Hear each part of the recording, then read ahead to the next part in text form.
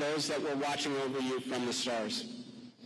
Artemis II is the opening act in America's return to the moon. As we stand here this evening, the mobile launcher is preparing to go back to the VAB. Artemis III will start being assembled, and the next crew will begin preparing to play their part as we return to the lunar surface, we build the base, and we never give up the moon again.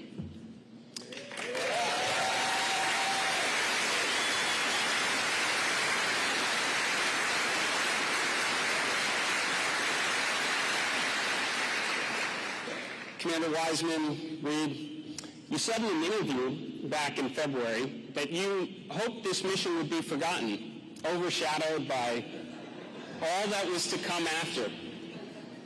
But I'm very sorry to disappoint you all. Artemis II will always be remembered. It was the moment we all saw the moon again, where childhood dreams became missions. You helped the world start believing again. And this is something no one's ever going to forget. So on behalf of NASA and the space-loving community from around the world, thank you for showing us your courage, your professionalism, your unity, and your humanity. Thank you for showing us the moon again. Thank you for showing us planet Earth again. And thank you for contributing to the greatest adventure in human history. Welcome home, Artemis II.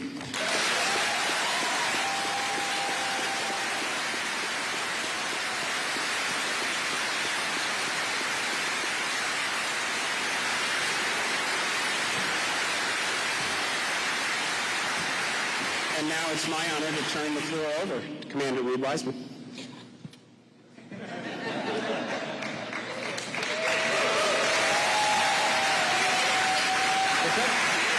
Yeah, let's sync. Let's sync real quick. All right. 3, 2, 1. Integrity. So we wear these Active watches, but if you hit this button, the red light lights up, which tells you got a good battery. And I don't know why, but for the last 2 years when we wear these, hey Hopper, for the last 2 years when we wear these things, it just kind of brings us back into focus whenever we get a little distracted. So we did a lot of syncing when we were on this mission for no reason whatsoever. I have absolutely no idea what to say. This is 24 hours ago, the Earth was that big out the window and we were doing Mach 39, and here we are back at Ellington at home.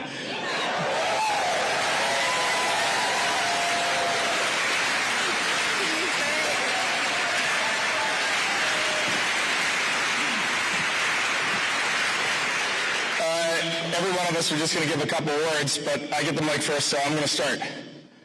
Victor, Christina, and Jeremy, we are bonded forever. And no one down here is ever going to know what the four of us just went through.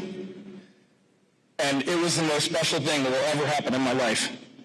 And our families are over here, and with the exception of Dot, Susie, and Jeannie, who are in the audience, but I don't know where they are. But Dot, I'm going to hit McDonald's later today, in honor of your husband.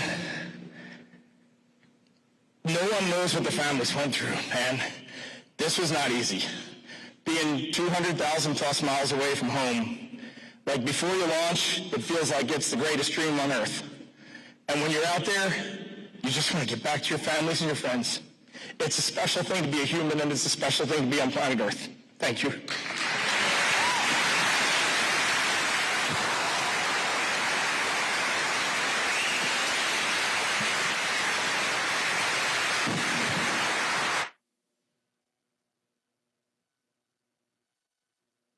It's the greatest dream on Earth.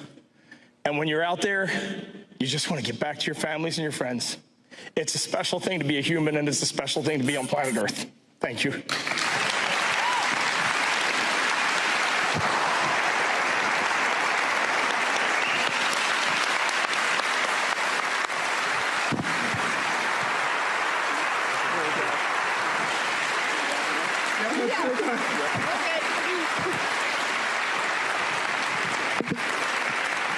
Wait, now I got to make a joke. The only person who can follow that up is Victor Glover, so let's go. And now we're ready for questions. I'm going to keep it brief because I'm afraid to start talking. I have not processed what we just did, and I'm afraid to start even trying. When this started on April 3rd, I wanted to thank God in public, and I want to thank God again, because even bigger than my challenge trying to describe what we went through, the gratitude of seeing what we saw, doing what we did, and being with who I was with, it's too big to just be in one body.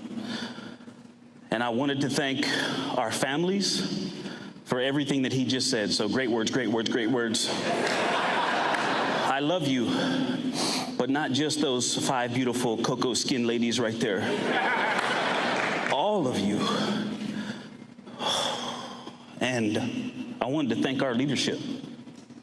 And it's changed since we were here in April of 2023, but the qualities haven't. And we are fortunate to be in this agency at this time together. And so I'm going to sit down. Thank you also to our air operations for this facility and for our ride home from San Diego. And I love you. Thank you.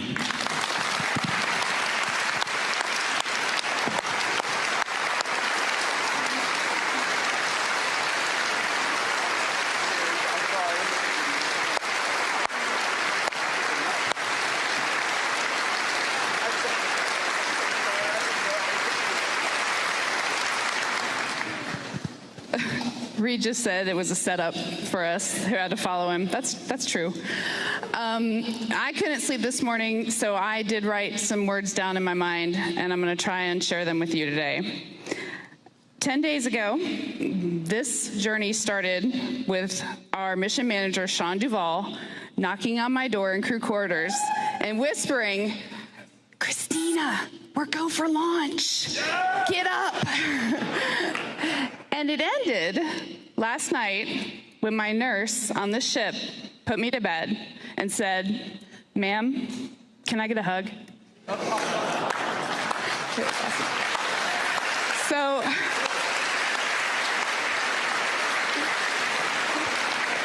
a lot has happened since then, but or between those two moments, but the start and the end were human moments here on Earth. So several years ago, I was giving a speech and I was doing my usual talk about crew and crewmates and teamwork, and someone asked the question, what makes a crew? What is different about a crew than a team? And I was like, I got this. Opened my mouth confidently to tell them everything I knew about being a crewmate. And everything that came out of my mouth was completely without value. I was like, yeah, crews, they're in space, and they work together, but they eat together too. So, they're a crew. And boats have crews. You're a crew if you're on a boat. Helps if you have a paddle. That'll be good. That'll make you a crew. But the last 10 days, I've gotten a little bit of a better answer on that question. A crew is people, or, a group that is in it all the time, no matter what, that is stroking together every minute with the same purpose, that is willing to sacrifice silently for each other, that gives grace, that holds accountable.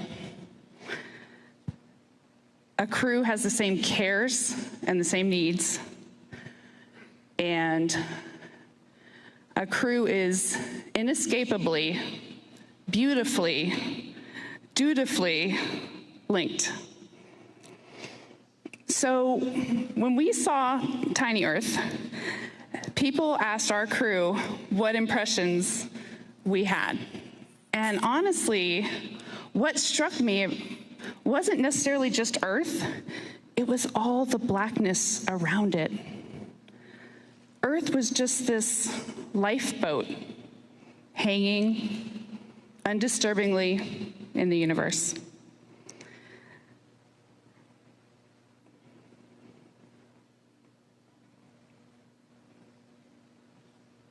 Uh-oh. So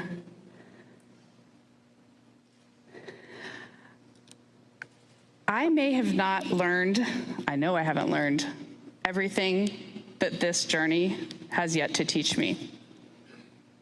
But there's one new thing I know, and that is, planet Earth, you are a crew. Yeah. Thank you.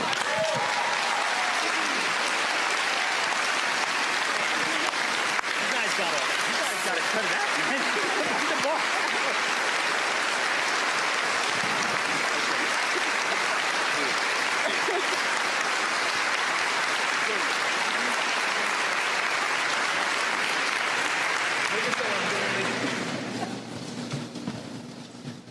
Well, it's been a lot. This isn't helping. But this is the furthest I've been away from Reed in a long time.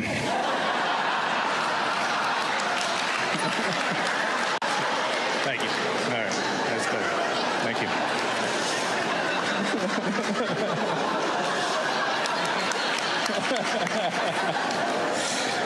I think, yeah, thank you. I think what I'd like to share today is maybe 3 of the human experiences for us. And you haven't heard us talk a lot about the science, the things we've learned, and that's because they're there, and they're incredible. But it's the human experience that is extraordinary for us. And it sounds like maybe for you too. And so I think I'll start with gratitude.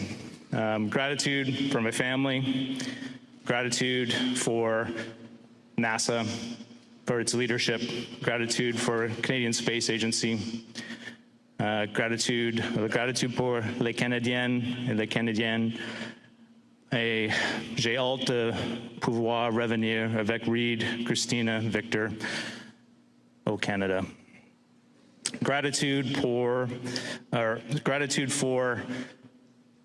the bravery and the courage for the teams to be no-go when we were no-go and go when we were go. That took a lot. And I don't think people will really ever fully comprehend how well supported and trained we were. It is almost unbelievable.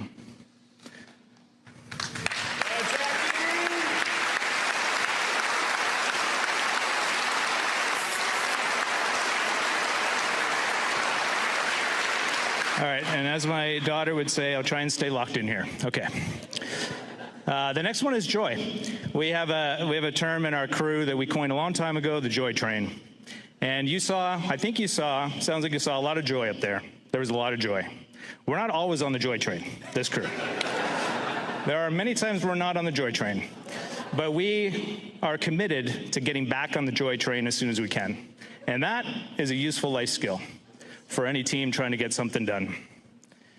And the last one is, I need your help for this. Come on up here, guys. The last one is love.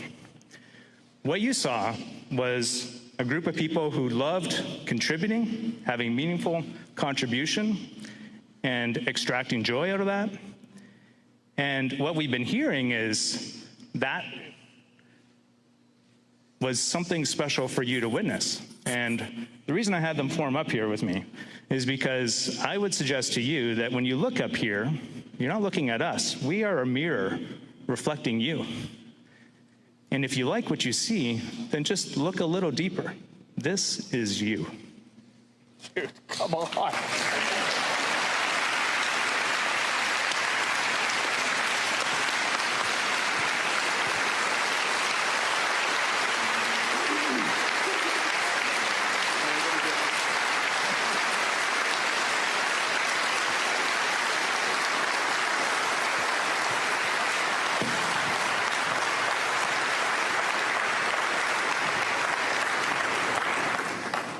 Wow. Thank you, Reed, Victor, Christina, and Jeremy, for your leadership, your integrity, for representing the very best of human exploration. You are the tip of the spear representing all of the ground teams working along your side to make this mission a success. And by the way, welcome home. Yeah.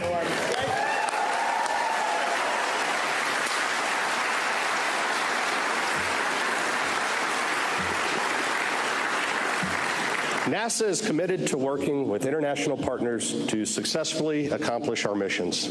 The U.S.-Canada cooperation for Artemis II marks a historic partnership, with Canadian astronaut Jeremy Hartson becoming the first non-American to fly around the moon. And now,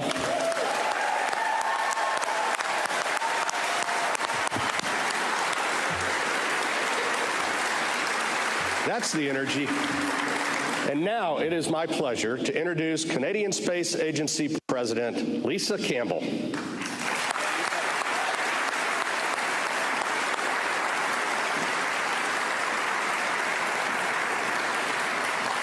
I know it's not protocol, but come on. Thanks, Lisa. Thank you.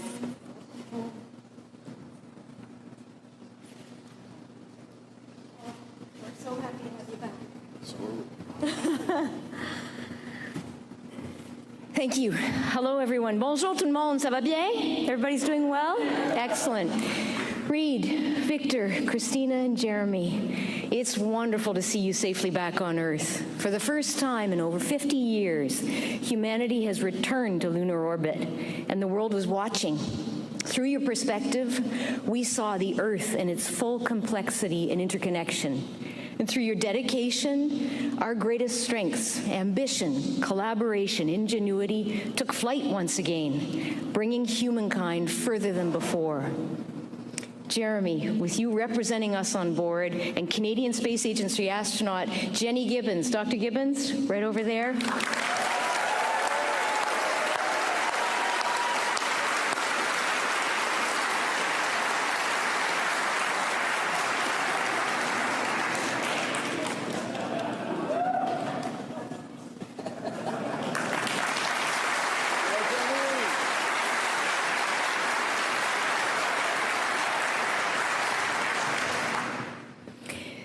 Supporting the mission on console as Artemis Capcom, Canada is incredibly proud to be part of this endeavor.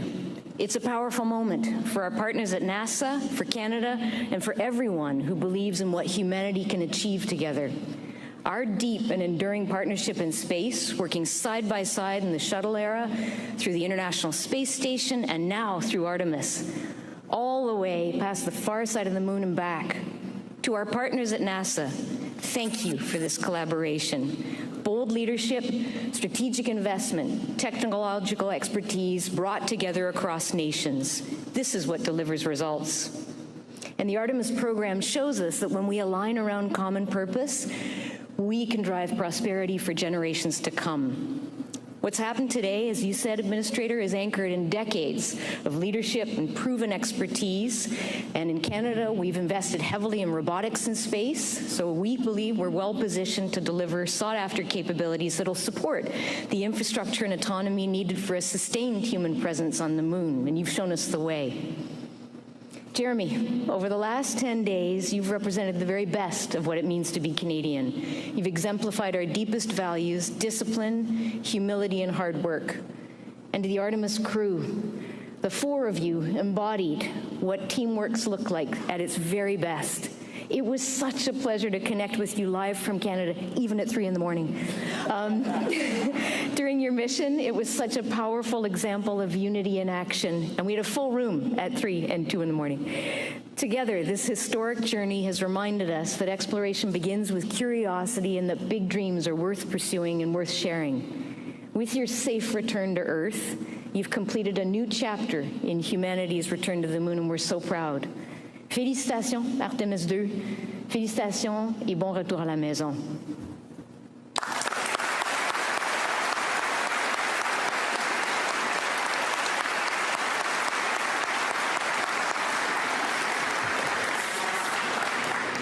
We are proud to have strong bipartisan congressional support for the United States space program, and we're honored to be joined by members of Congress here with us today. Please join me in welcoming U.S. Representative Chairman Brian Babin to the stage.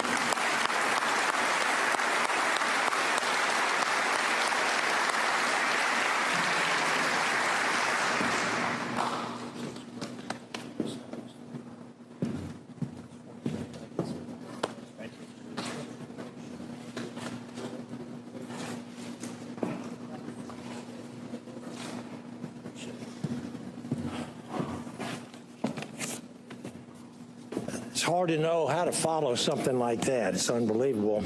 Just want to say how honored I am to be representing the 36th Congressional District of the state of Texas. Where all these...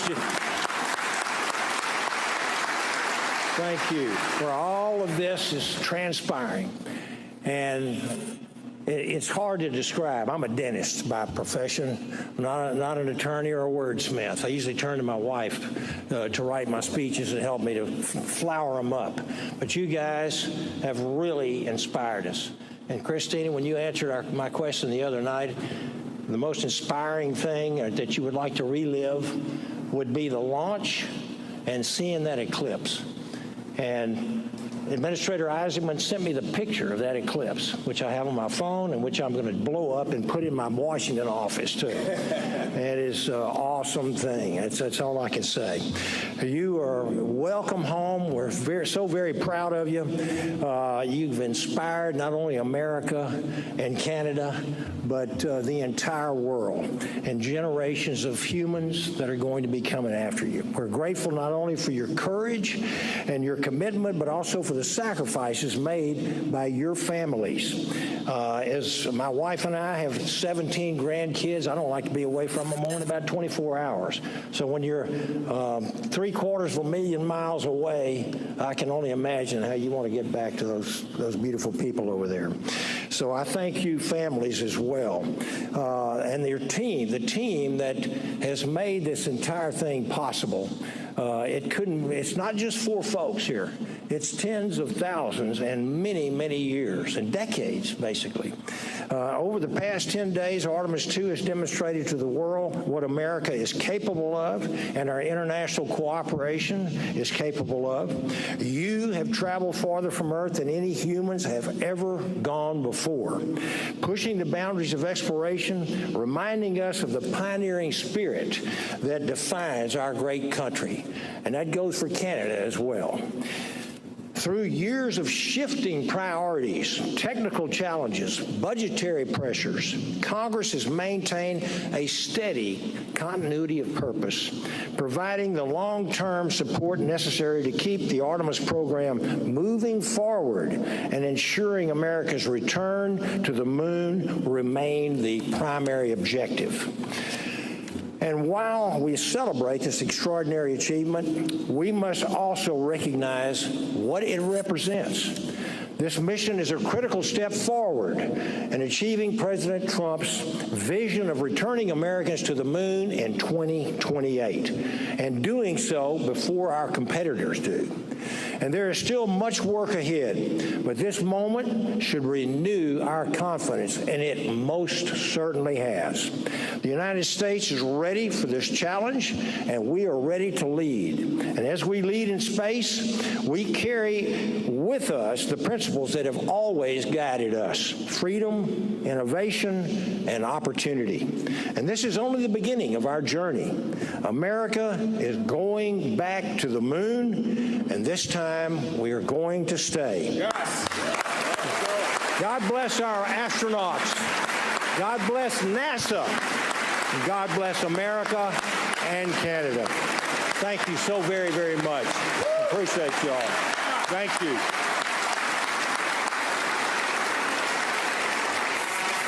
And now I'd like to introduce my friend and colleague, Michael Cloud, from the 27th District, south of me.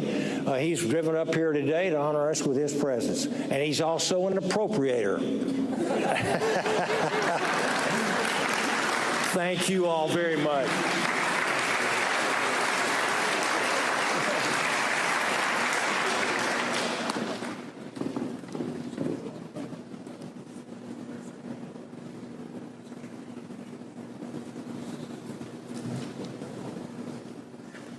Well, I cannot tell you what an honor it is for me to be here. As a young child, I would look to the stars like so many others, and I actually wanted to be an astronaut. I still want to be an astronaut, truth be told, but it is certainly an honor to be here and to be a part of this historic moment. No doubt of everyone in this room and of the millions watching, perhaps no one feels the gravity of this moment like you do, I'm sure, quite literally. But thank you for all you've done to inspire us to dream again. You and everyone who has supported you. It is, as a father, I have 3 kids, and I know some of you do too, and it's just, for them to have something to look to dream again, to build again, to achieve again. Us as a nation desperately needed this. The world needed this. We needed to see what could be done when we could come together again. I'm reminded of the psalmist in Psalm 8. He said, even as we look to the night sky, and as we look at creation and behold the stars and the moon, we begin to think about what is mankind from God's perspective. And so this trip gave us a different way of looking at ourselves. And the way that you have displayed the best of us has been extraordinary and has given us a perspective as we continue to push ahead into the future. Your travels, your exploration, the years of work, the dedication for you, for your teams, all the prep that goes into this, and yes, as someone mentioned, thankfully, Administrator for mentioning the taxpayer as well involved in this as well in our job in Congress to steward that. But this is a noble cause. It's a worthy cause. It's worthy of our best efforts as a nation, and thank you for what you've done. You've given us something to dream of in, you've inspired us, and you've given us something that we can build upon for the future. God bless you. Thank you for your work. Thank you, NASA, and all of you here. God bless you.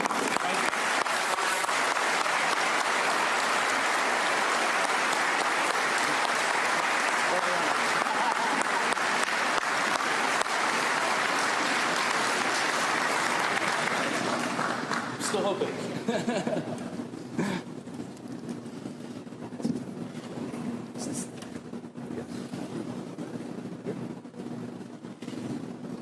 All right, maybe this thing's working, maybe it isn't. No, Norm, just stay right here. Just stay right here. I'm going to do a NASA go back. But the whole time that we've been training and when we've been in flight, we have called this a relay race. The 4 of us have batons sitting at our desk. They give us all colors. I'm red, you're gold, blue, and green. And when you're up there, you end up kind of identifying yourself as red, gold, blue, and green. We're our colors. So we have those color batons sitting there. But I just want to tell you, and Jared, looking at you and knowing the fortitude that you have and seeing the direction that this agency is going in right now, we would be remiss if the 4 of us didn't look right there and say, it is time to go and be ready, because it takes courage, it takes determination, and you all are freaking going, and we are going to be standing there supporting you every single step of the way in every possible way possible. Thank you.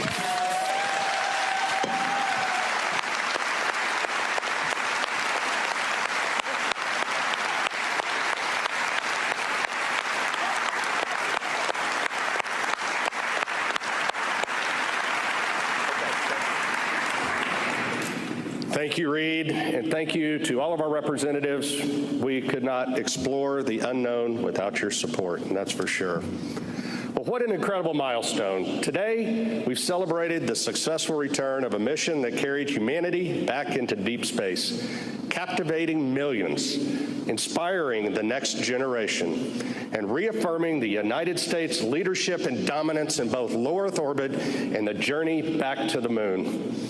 To the Artemis II crew, welcome home, and thank you for sharing this mission with all of us.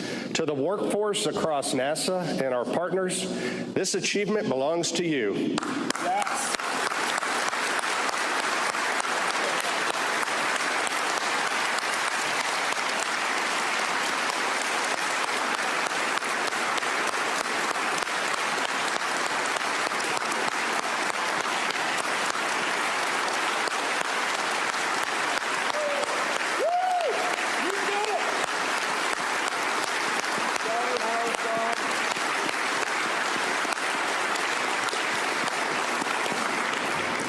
dedication, expertise, and passion made this mission possible. And to everyone watching, this is just the beginning. We are entering a new era of exploration, returning to the moon, building a sustained presence there, and preparing for missions to Mars.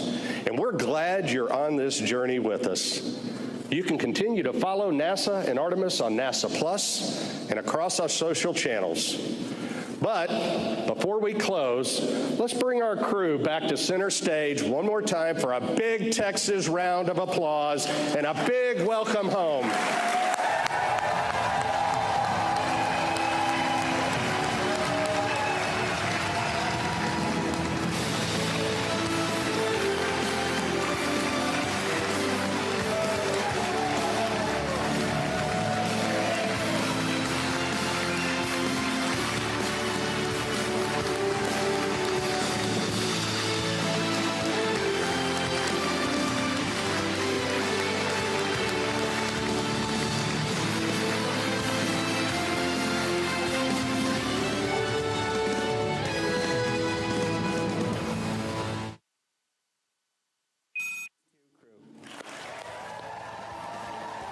Brings to an end the welcoming home of the Artemis II crew, the Commander Reed Wiseman, Victor Glover, pilot, Christina Cook and Jeremy Hartson. We heard NASA there saying at the end, this is just the beginning. We're entering a new era of exploration, so all eyes on the future and what is to come next. Our science and technology editor, Tom Clark, is there in Houston. You were listening to some of that. Tom, what did you make of what they had to say? I mean, quite remarkable just to see them back, face to face, in person, after that historic mission, the furthest journey around the moon we've ever seen. It was just a wonderful moment. And maybe I've been swept up in this for a bit too long. I've covered the entire length of this 10-day mission, but I think the world really needs to hear that right now. We had the astronauts reflecting on their joy and their teamwork and camaraderie and fellowship, and they showed so much humility as well, which is not something we get so often from our political classes. Maybe I'm a bit biased, but I already thought these guys were heroes for the fact that they're scientists and engineers and test pilots who can do these incredible things. But hearing them speak, they sound like poets too. It's really humbling and amazing to get their reflections coming back here. And I think the other thing we really got a sense of is how much of a triumph this is for NASA. They've got their crew home, but it was about the fact this was a test flight and it went almost flawlessly. And I don't know if you saw it during the press conference. You might be able to see me over my shoulder there. There's a group of people in blue overalls. Well, those are NASA's current astronaut corps. It's from them that they will select the next crew for the Artemis III mission that will go into orbit around the moon. Artemis III mission that will go in orbit around the Earth, test more hardware. Artemis IV, which will land on the moon. And beyond that, Artemis V, which is intended to start building a moon base. The confidence this has given NASA really will boost their very ambitious claim to be able to put 2 crewed missions on the moon every year by the 2030s. And those are the people who are going to be among those who fly. And at the end of his comments, Reed Wiseman said that having been there, having been around it, they were going to be supporting them every step of the way in their training and preparation for that. Because if these guys took risks, the ones actually going to land on the moon, and if they can get the funding and sustain the momentum to build a base there, the risks that these future astronauts face will be even more great. But they will push. But I think if you spoke to them, they couldn't wait to get up there. These are people who joined up, signed up to be astronauts because they want to explore. But yes, I think that's why this is such a big moment for NASA and such a celebration for them. And see all of these people, as the astronauts also spoke about the fact it was thousands of them here in Houston, but also across those other facilities across the US. but as well as the Canadians, European partners who engineered and designed the spacecraft on which they flew, and all the scientists and mathematicians who got them successfully into orbit around the moon, all the way back again to land, right on target in the Pacific Ocean after that test flight. Tom, thank you so much for all of your coverage and excitement and enthusiasm. We've enjoyed it and shared some of it together on air. So roll on Artemis 3, 4 and 5. Thanks very much for the moment, Tom. Well, Christian Calgie and Lara Spirit are here with us for the next 2 hours. Welcome to both of you. Now, the US and Iran are meeting for their highest level talks in half a century as they look to end the war that spread across the Middle East. US Vice President J.D. Vance, Special Envoy Steve Witkoff and Donald Trump's son-in-law Jared Kushner are meeting the Iranian parliamentary speaker and foreign minister in Pakistan. And in the last few minutes, we've heard from Donald Trump, asked about the war by reporters as he left the White House. Yeah, I'm getting a lot of reports. They've been meeting for many hours, as you probably have noticed. We'll see what happens. Look, regardless, we win. Regardless what happens, we win. We've totally defeated that country. And so let's see what happens. Maybe they make a deal, maybe they don't. Doesn't matter. From the standpoint of America, we win. One other thing that's happening is that boats are sailing up and heading out to our country. Big, beautiful tankers, and we're loading them up with oil and gas and everything else, and it's a pretty beautiful thing to see. What about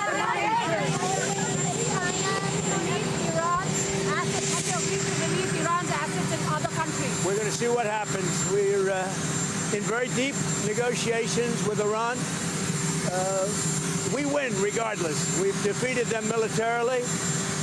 They've dropped a couple of water mines, you call them water mines, in the boat. We've defeated all of their water boats, too. Their Navy has gone 158 ships. They have 28 water droppers, mine droppers, they call them. All of them are sunk. They probably have a couple of mines in the water. We have mine sweepers out there. We're sweeping the strait. In addition to that, we're negotiating. Whether we make a deal or not makes no difference to me. The reason is because we've won. Whether you listen to the fake news or not, it's amazing. Their credibility is down to 13%. The media credibility down to 13%. Think of it. We defeated their Navy. We defeated their Air Force. We defeated their anti-aircraft. We defeated their radar. We defeated their leaders. Their leaders are all dead. And now all we do is we'll open up the strait, even though we don't use it, because we have a lot of other countries in the world that do use it that are either afraid or weak or cheap. I don't know what it is, but we were not helped by NATO, that I can tell you. So the very latest from Donald Trump there. Regardless of what happens, we win. We don't use the Strait. Others need the Strait of Hormuz. It makes no difference if there's a deal with Iran or not. Your thoughts? Well, that was a classic Trump performance for the ages, I thought. And I think the constant repetition of "we've won" starts to, I think he's flailing a bit. I don't think even he believes that, because otherwise he wouldn't be negotiating. Obviously, today's been positive as far as the talks have happened, and there hasn't been violence by and large. But they're two very, very volatile countries led by two very, very volatile regimes. And I'm not particularly convinced that whatever they agree, if they do agree anything, will hold for particularly long. Laura, on the one hand, he's saying we've won regardless, but then also saying we're in deep negotiations. Yeah, exactly. I mean, it's a curious stance, not least because they're in negotiations, but they are also in negotiations with his vice president, of course, an extremely senior member of the US. If they didn't think that these talks had any weight or great potential, then you would imagine they probably wouldn't have sent somebody as senior as Vance. Likewise with the Iranians, who of course sent their own speaker. These are really significant talks, the first time that those this level in both the administrations will have met face-to-face since the Iranian Revolution almost 50 years ago. So they are significant. They've been going on for a marathon amount of time now. So clearly they are on some level constructive, even if they don't necessarily reach a resolution. And so it's interesting to hear Trump simultaneously, while they are going on, basically undermining the very premise of what they might be capable of achieving. Lots of sticking points publicly that we've been made aware of. They're obviously happening behind closed doors, but the Lebanon ceasefire, whether Lebanon's part of the ceasefire or not, sanctions and frozen assets, that's another thing. Strait of Hormuz, obviously. Compensation. Iran is requiring compensation for, reparations for the damage that's been caused through the war. So a number of issues to talk through. Yeah, and as I say, I just think Trump saying what he said so off the cuff, with no regards to the usual rules of diplomatic engagement at such a perilous time, not just for the Middle East, but thinking close to home about how desperately the British people need a lasting ceasefire and oil flowing through the Strait of Hormuz again is so worrying. But we've just got to pray, and I suppose it is positive that the negotiations have gone on for so long that there hasn't been a collapse of them. No one's flounced out and called it a day. But they may go on for a lot longer, and I just don't necessarily see on both sides a huge amount of willingness or indeed incentive to make the ceasefire last. And certainly when you look at things like nuclear plans, the United States saying that Iran simply can't enrich uranium, Iran saying something completely different. I mean, that's a major issue that they're at odds on. Yeah, I mean, I think that probably is the most significant issue, where on the face of it, they seem to be totally diametrically opposed currently, and it's very, very hard to see where a landing zone would be at this moment on that. But I think you're also right to cite things like the Strait of Hormuz, but also Lebanon and those sanctions. There are clearly a string of unresolved issues which they need to get right if they're going to make progress on this. But I think, some who are looking towards a resolution of this would say, thank goodness they're around the table and they're talking about it now. But also interesting when you look at who they're around the table with. So we've got J.D. Vance, Steve Witkoff and Jared Kushner. The Iranian delegation, we've got Mohammad Bagher Ghalibaf, who's the parliamentary speaker, and Abbas Araghchi, the foreign minister. And we know that with Abbas Araghchi, he is part of the IRGC. And, as his role as a military police, he was in the military, and responsible for crackdown, allowing violence against protesters. So it's a hardliner that Trump has said that he's, got rid of from Iran, and that's who he's negotiating with. Yeah, and the speaker as well is not like our speaker. I mean, he's pretty politically engaged in criticising America and spreading propaganda himself. So the issue will rumble on. Israel as well, I mean, we've barely talked about them and the destabilising effect that they're still having with regards to Lebanon. I mean, we've not even really nailed down exactly what the scope of the negotiation and the ceasefire is and what it includes and what it doesn't include. But for those of us who are really concerned about Iran, and particularly about the threat of them getting a nuclear weapon, as Lara was saying, what's been the most worrying long-term issue, I think, is that obviously Obama tried diplomatic solutions to prevent Iran from nuclear weapons, and those failed. And Trump has tried both strategic strikes and an enormous, messy military conflict. That has also failed. Now we're falling back to the diplomacy, which I don't think is going to stick. So the question now is not only can we stop Iran, but has Trump's actions not emboldened Iran to press ahead with even fewer concerns about potential outcomes and impact? Just to say it's Mohammad Bagher Ghalibaf, who's the former military commander and a senior figure in the IRGC. We're going to take a look at this same story on the front of the Times, the Iran peace talks. There we have US and Iran start historic peace talks, as you were saying, Lara.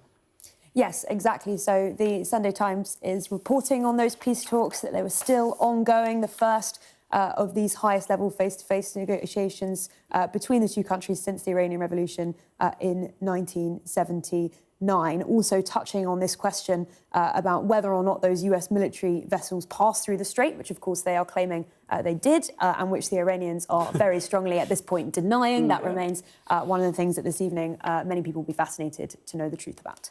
Let's run through some of the front pages for you now and see what's making the news tomorrow. So starting with the Sunday Times, as we've done, it's the top story. Historic peace talks between the US and Iran continuing late into the night in Islamabad in a bid to bring the 6-week war to a close. It's the highest level direct talks between the two sides, as we were saying, since 1979. The Telegraph leads on accusations that Women and Equalities Minister Bridget Phillipson has put her personal ambition first, blocking guidance on women's rights to single-sex spaces because of fears it will upset backbenchers who are pro-trans. The Star's front page splash celebrates the Artemis II crew making a perfect bullseye splashdown on its return to Earth after a history-making mission to the moon. On the Express, Kemi Badenoch accuses the Prime Minister of the U-turn of all U-turns after the government caved into pressure and shelved its legislation to hand the Chagos Islands to Mauritius. An exclusive on the front of the Mail, with claims by senior defence sources that the Royal Navy will need to ask the French Navy for help intercepting Russian vessels in UK waters as the fleet struggles to meet operational commitments. The Mirror leads on an exclusive interview with Health Secretary Wes Streeting, who says he's ashamed at patients being treated in hospital corridors and has vowed to bring it to a swift end. Former Sky News presenter Eamon Holmes is being treated in hospital after having a stroke earlier this week. That's on the front of tomorrow's People. The Sun leads with the same story, focusing on his partner's prayers for his recovery. The Observer features a court sketch of wrongly convicted Peter Sullivan. Their headline, jailed for 38 years, released without apology. How British justice failed Peter Sullivan. Back to Christian and Lara now. Let's have a look at some of the other papers now. Aside from the Times, let's start with the Mail. Don't leave us defenceless. Christian, take us into this. Yes, so this is looking at one of the other many threats that Britain is facing away from the Middle East, but in the wake of the farce, I think I would describe it, with Russian vessels spotted in British waters.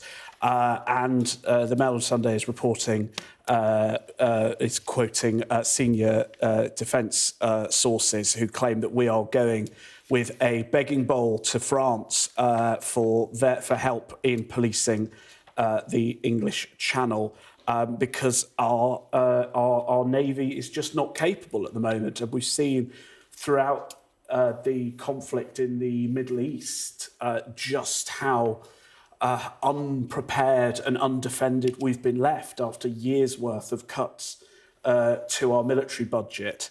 And this is just the latest element of that. And obviously this week the Kremlin sent submarines into the English Channel. They've been plotting all of our undersea cables as a potential threat to us in a future conflict.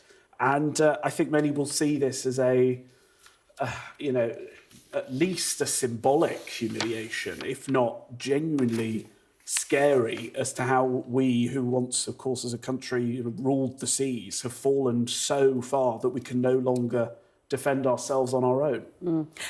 Lara, would you describe it as a humiliation or a terrifying prospect? Quite shocking for people to be reading this. I think people will be shocked by this. I think that it's been an interesting political issue to watch this week because, of course, we've heard from the Defence Secretary, John Healey, wanting in some ways to lean into this issue and say, actually, we do have the power to intersect some of these boats. We will be much more aggressive in doing so and really calling out the Russian threat more aggressively, while at the same time drawing attention to that.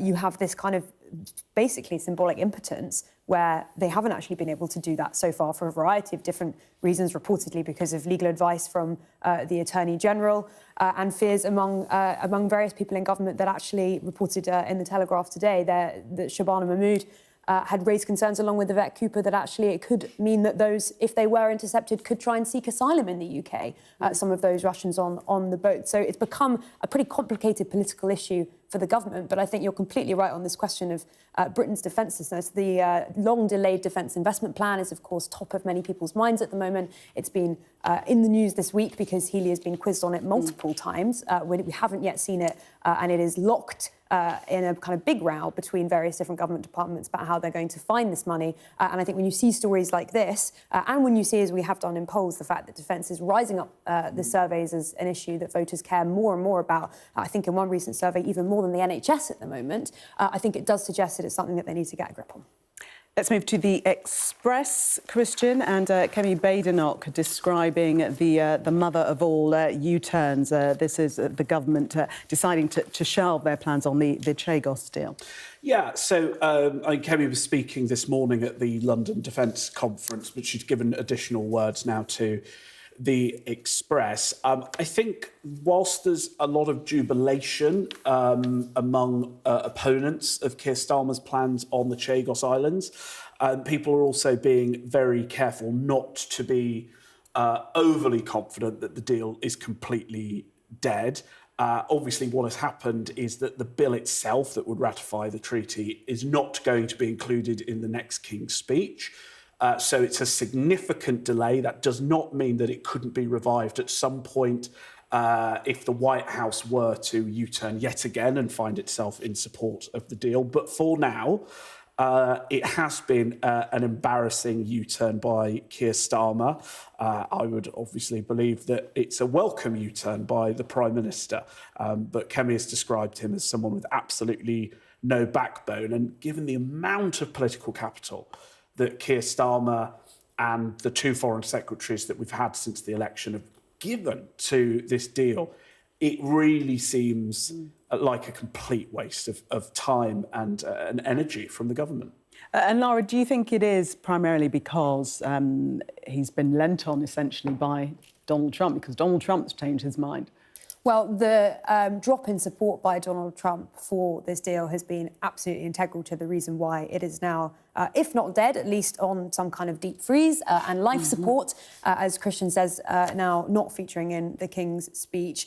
You know, when you speak to people in government, they say they've always maintained that support by the US was absolutely necessary for this. There's a treaty reason for that. It has a legal basis in their view. It's not just that they feel the US is this great superpower that they can't act without the support of. It is actually that they feel that it is a legal necessity, that they have the backing of the US, and that they feel that in recent weeks that backing is looking like it's more permanently lost than it has been previously. And the reason why I say has been previously is because we have seen Trump move on this issue. There have been diplomatic successes, limited diplomatic successes from British negotiators on this point, where you know, there was initially an indication that they might support this deal. Then there was a criticism from President Trump. Then there was from President Trump a suggestion that actually it was kind of the best deal that Starmer could have got, really.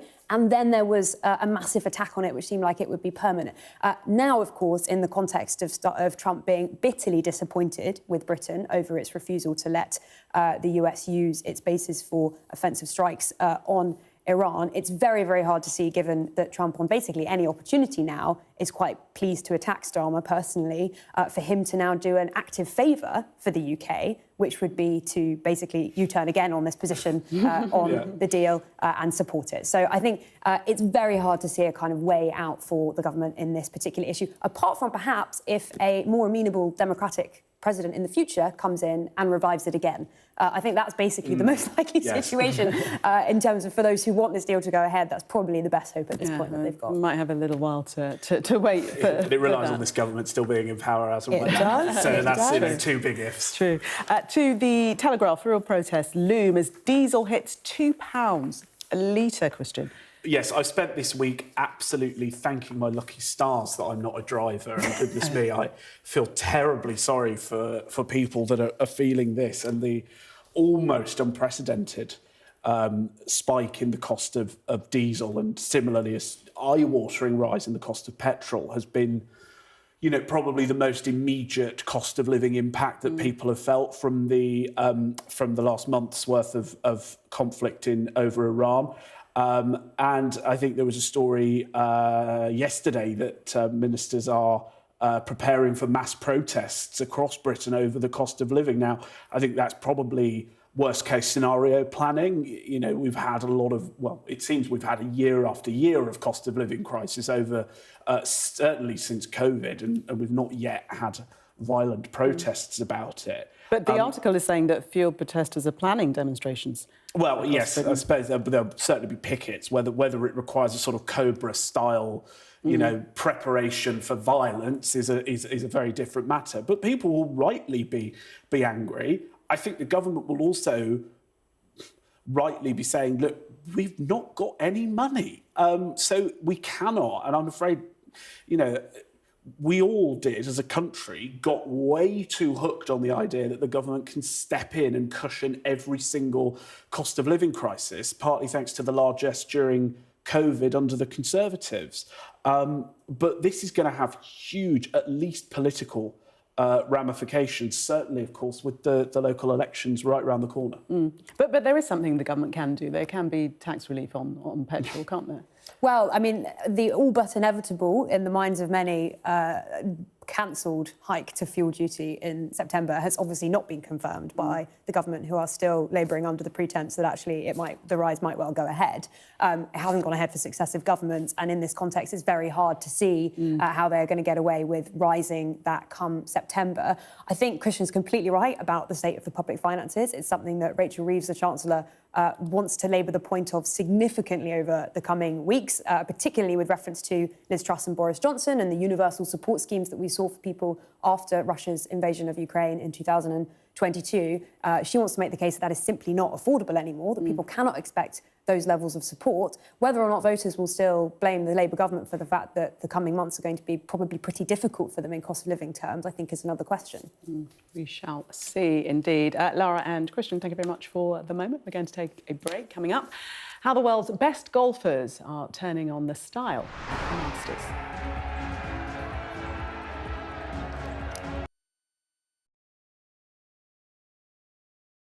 I'm Deborah Haynes, Sky Security and Defence Editor.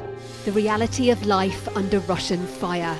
People don't want to leave, even though help is here to evacuate them. They say they want to sort out their belongings first. It's absolute chaos. Fire, shouts the commander. There's a dash to safety, as Russian drones will be trying to find this position. We've now got to wait inside the shelter to see if there is incoming.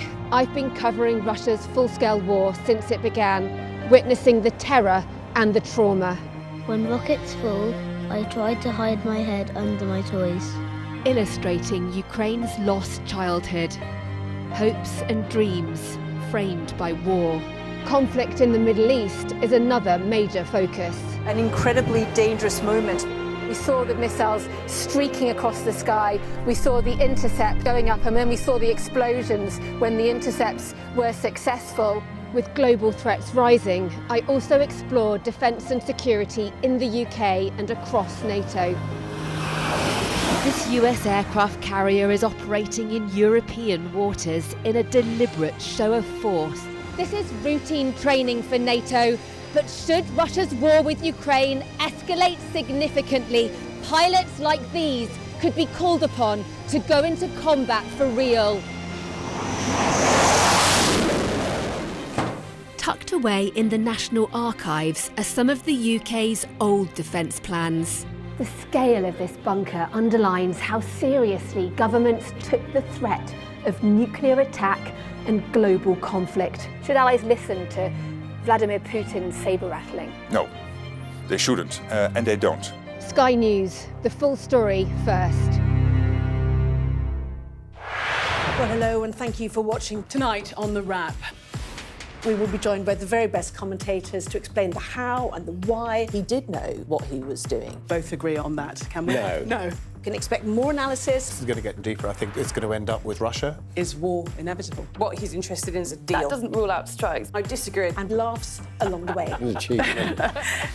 Plus, a look at tomorrow's headlines. The Wrap. Everything wrapped up for you from 10. I urge you not to look away. If Hamas hands the hostages over, they will end this conflict. The world has been watching. Good to see you again. How are you? Did she say how he was? The conditions are awful. The jets were ordered to come back. Historic day here today. How will you respond if India does launch airstrikes? They'll be allowed to war. I'm just going to put some body armor on. I'm Yelda Hakim. The best thing about being a Sky News journalist... Hi, darling. Beth Rigby, Sky News. ...is being a Sky News journalist. You said to people, I'm not coming back for more, but you have come back for more. Well, let's kick off and make a statement. What can our Prime Minister say to you to not impose tariffs? He's coming out! What more do you need? Time now to get all the very latest sports news with Roger.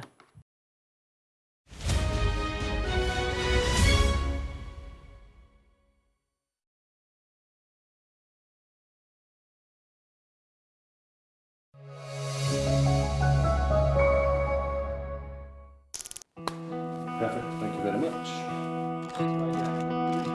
A footballer's life is all about moving. I never had a problem with that because I was the one that was progressing in my football career. The Crazy Gang's welcoming committee were making sure their new arrival enjoyed a warm welcome. I'd had a small arthroscopy operation, and at that particular time there was a lot of clubs interested in me. But in a last-minute twist, Wimbledon learned John Hartson would not be moving as Spurs. John Hartson was last week tipped to be on his way across South London for £5 million. That seems a dead deal. I don't want to do any more medicals, to be honest. I can't pass a medical because of this knee. A downbeat John Hartson was rushed out of Ibrox today, having been given the worst possible news. We did not believe he was at the correct fitness at that particular time to go straight into the Champions League. Very seldom you see a player in the building walking around at a club and the deal isn't done. I'm starting to question myself. I'm starting to think, well, where do I go from here? The best medical he ever failed. I knew about his injuries, but that didn't matter to me because I think John had played 20 consecutive games for Coventry. I was going to an absolute giant in Celtic Football Club. Another season, another club for John Hartson. So I've proved that my knee's fine and my fitness is good. This was my complete say. I think he wanted to prove his fitness, and I think he wanted to prove Rangers wrong. And here's Hartson! Celtic fans hold John in the highest regard. Incredible serenity. Celtic Football Club, to me, is a very special place.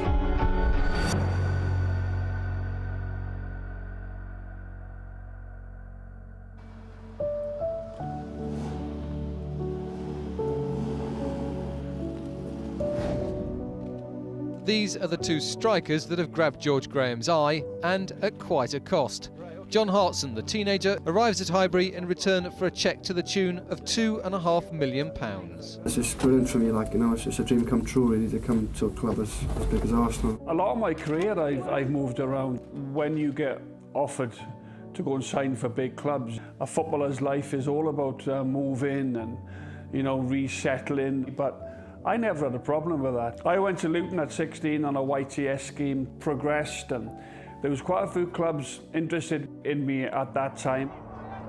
It's just a new start for me, you know, I've just got to start fresh and just perhaps show people, you know, what I can do. I had 2 great years at Arsenal. They bid £2.5 million, which was a British teenage transfer record at the time. He was bought for a certain part of the team, a more physical side. By the way, how good was he in the air? We were good at set pieces, you know, and long throws, and that's what John was fantastic at. In out-and-out 9, that's exactly what John was. Arsene, this way, please. Arsene Wenger came in, and I remember Arsene Wenger was superb. And he asked me to stay. He said, look, John, he said there was a few clubs wanting me to sign me, and he said to me, look, we'd really like you to stay and be your next man in. I think Arsenal wanted to partner Wright and Bergkamp. They were arguably 2 of the best in the world at that time. So I know a few clubs had come in, and then Harry Redknapp had bid £3.2 million for me, which was another record.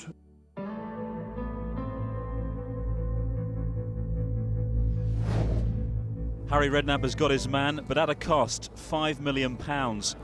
All I can do now is promise the fans that I'll give 100% and hopefully I'll get a few.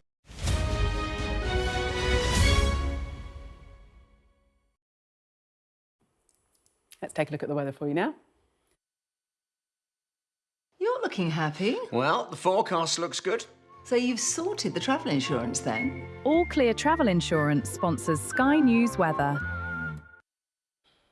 Well, there's a showery theme to the next few days as low-pressure systems remain close by. But there's a signal for warmer, more settled conditions toward the end of next week.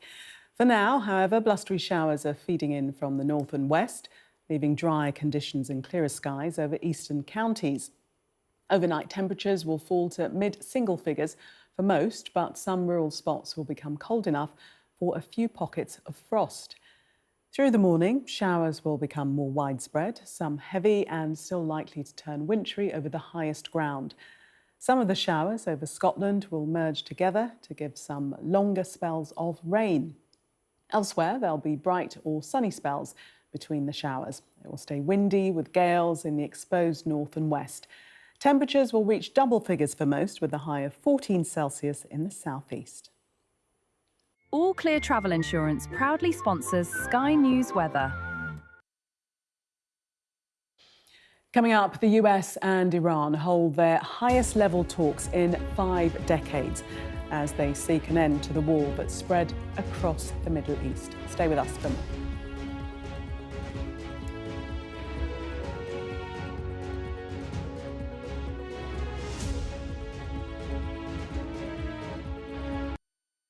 What's the best thing about being a Sky News presenter? Perfect.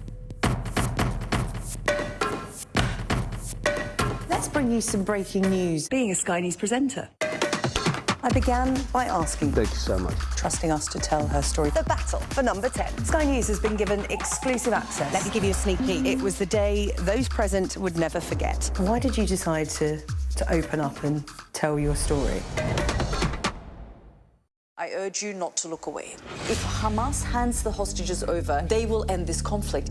The world has been watching. Good to see you again. How are you? Did she say how he was? The conditions are awful. The jets were ordered to come back. Historic day here today. How will you respond if India does launch airstrikes? They'll be allowed to war.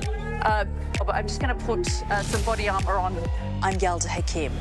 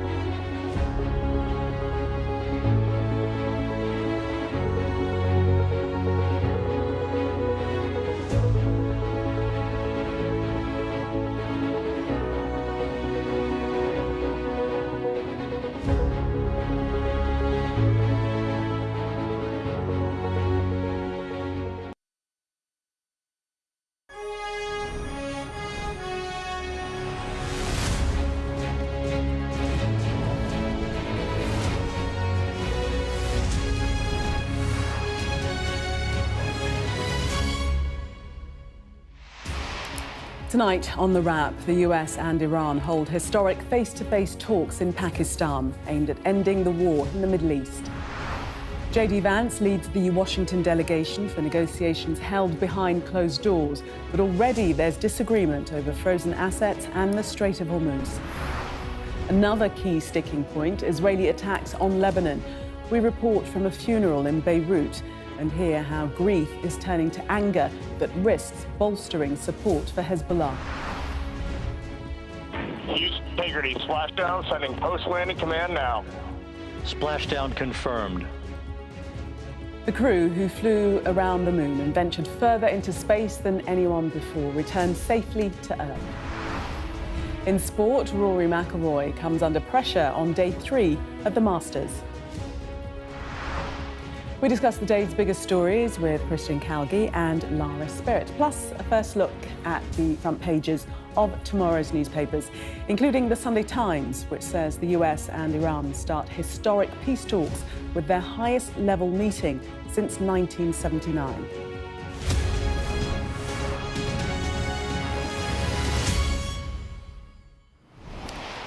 Good evening, Christian and Lara. Welcome to you both. The US and Iran are meeting for their highest level talks in half a century as they look to end the war that spread across the Middle East. Negotiations in Pakistan have continued late into the night, with US Vice President JD Vance, Special Envoy Steve Witkoff and Donald Trump's son-in-law Jared Kushner meeting the Iranian parliamentary speaker and foreign minister. And Christian, Lara, Donald Trump prides himself on being the deal maker. Will he achieve that with Iran?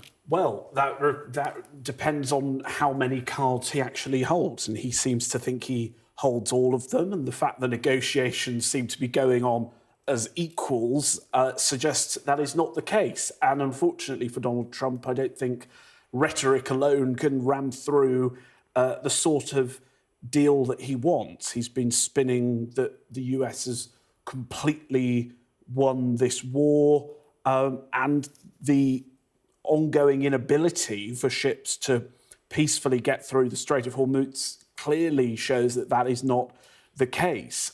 So there's lots of moving parts. Yes, I'm sceptical it will hold, and I think that both Donald Trump and Tehran are not consistent, level-headed actors. But the negotiations are happening. That's positive. They're still ongoing. That's positive. I certainly thought that we'd have some sort of conclusion and readout at this point in the evening, but we don't. So we've all got to be hopeful, right? Lara? Yeah, I mean, at this point, it's very, very hard to say what will happen. There remain a number of moving parts, not least, of course, what happens in Lebanon. And although we have these negotiations that are marathon negotiations going on now, we also have a crucial set of negotiations on Tuesday when Israeli and Lebanese ambassadors to the US are set to meet. That will be a really important set of discussions, because at the moment that remains one of the big cruxes of this ongoing disagreement about the original terms of that ceasefire that appear to be really gravely fragile at this time. So I think that's a big part of the conversation that, of course, remains to be seen, and which probably will not be ironed out in Pakistan now or over the immediate coming hours, and will require a great deal of diplomacy over the coming days to make work. Well, speaking in the past hour, the US president said whatever happens in Islamabad, America wins. Yeah, I'm getting a lot of reports. They've been meeting for many hours, as you probably have noticed. We'll see what happens. Look, regardless, we win. Regardless what happens, we win. We've totally defeated that country. And so let's see what happens. Maybe they make a deal, maybe they don't. Doesn't matter. From the standpoint of America, we win. One other thing that's happening is that boats are sailing up and heading out to our country. Big, beautiful tankers, and we're loading them up with oil and gas and everything else. And it's a pretty beautiful thing to see.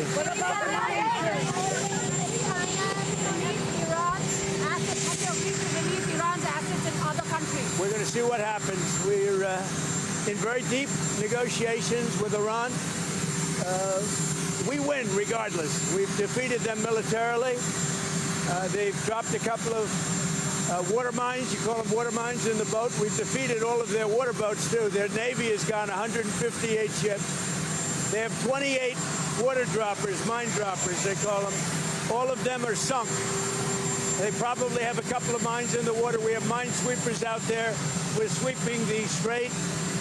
In addition to that, we're negotiating. Whether we make a deal or not makes no difference to me. And the reason is because we've won.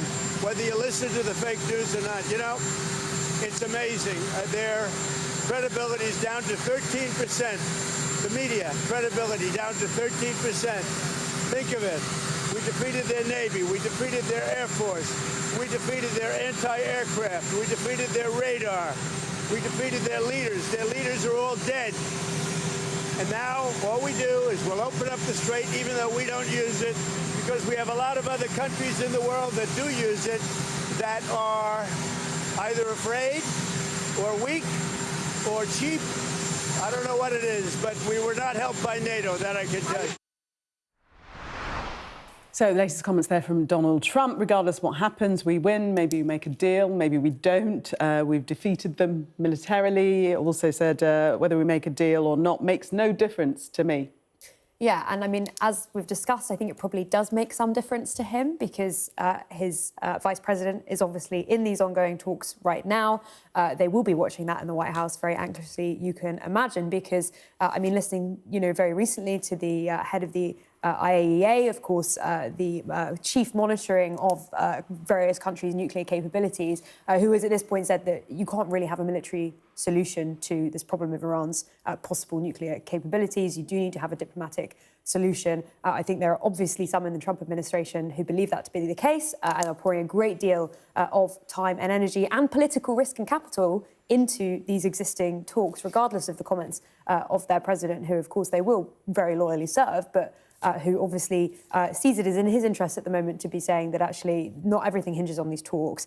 They will be really unpredictable, the outcome of these talks. If you are President Trump and you're thinking, how should I be presenting these talks to journalists when I go out and speak to them on the White House lawn, you don't in circumstances where clearly your trust in the Iranian regime is rock bottom. You have taken out their supreme leader about 6 weeks ago. You don't want to be in a situation where you're saying everything hinges on these talks and actually we've got great hopes for them, they're going to be fantastic.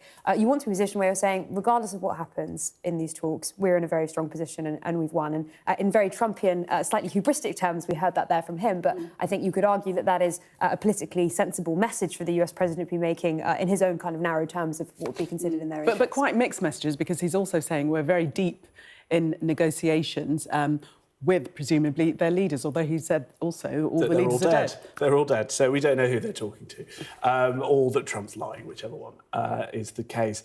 I think the issue clearly is that Trump is completely boxed in by what has been a very messy, not at all as easy as he thought it would be, conflict that is not an overall overwhelming victory. And unfortunately, he is spinning one thing at home, but we across the rest of the world, and most importantly in Tehran, are hearing those words, and they are not conducive to positive discussions. I mean, goodness knows whether the